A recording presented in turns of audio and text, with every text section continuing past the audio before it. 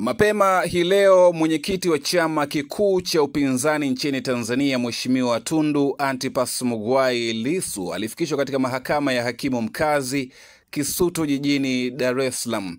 Ni kwa ajili ya kusomewa mashtaka yake mawili ambayo yanamkabili, ikiwemo kesi ya uhaini. Sasa upande wa jamhuri umeieleza mahakama ya hakimu mkazi Kisutu ya kuwa upelelezi wa shauri la kesi ya uhaini ambayo inamkabili mwenyekiti wa Chama cha Demokrasia na Maendeleo Chadema Taifa wakili Tundu Lissu haijakamilika, hivyo kuiomba kesi hiyo iweze kuahirishwa hadi Juni 2 mwaka 2025. Aidha, jopo la mawakili wa utetezi ambalo lilikuwa likiongozwa na mawakili Mpale Mpoki, Dr. Lugemeleza Nshala na Peter waliwasilisha maombi mahakamani, ikiwemo kuomba mahakama kulazimisha upande wa jamhuri uweze kueleza ni nini hasa kinachokwamisha upelelezi, kwa sababu mwanzoni ilidaiwa ya kuwa mahakamani hapo ushahidi wote kuhusiana na shauri hilo upo mtandaoni. Mawakili wa serikali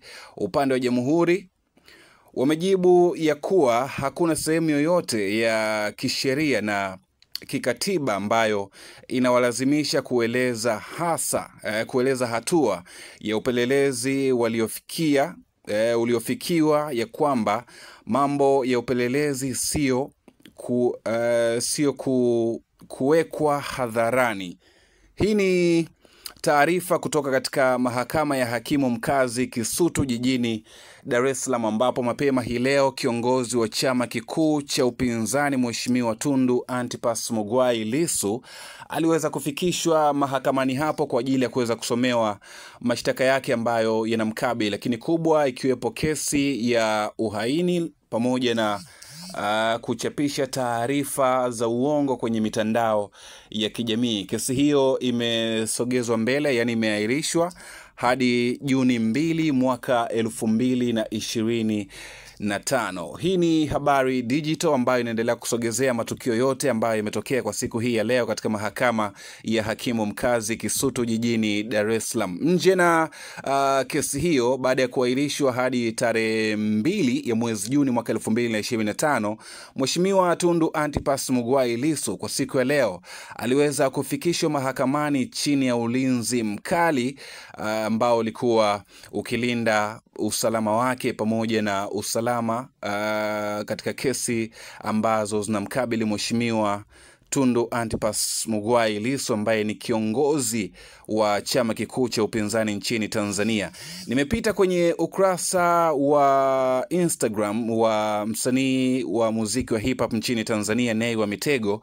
Amemwandikia ujumbe Mheshimiwa Lissu kupitia ukurasa wake wa Instagram. Nitausoma hapa muda huu kupitia Habari Digital kwa hivi sasa. Nay ameandika ujumbe huu: dhahabu ili iwe dhahabu yenye thamani ya dhahabu kamili lazima ipitishwe kwenye moto. Naamini Lissu anapitia process za dhahabu, muda utafika, God is plan.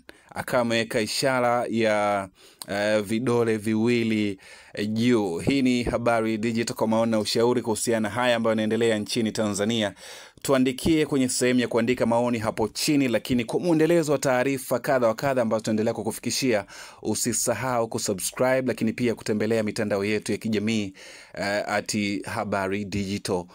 Mimi naitwa Manon na hii ni Habari Digital, hadi wasaa mwingine kwa ajili ya kuendelea kuhabarishana taarifa mbalimbali ambazo zinaendelea kutufikia kwenye dawati letu la habari.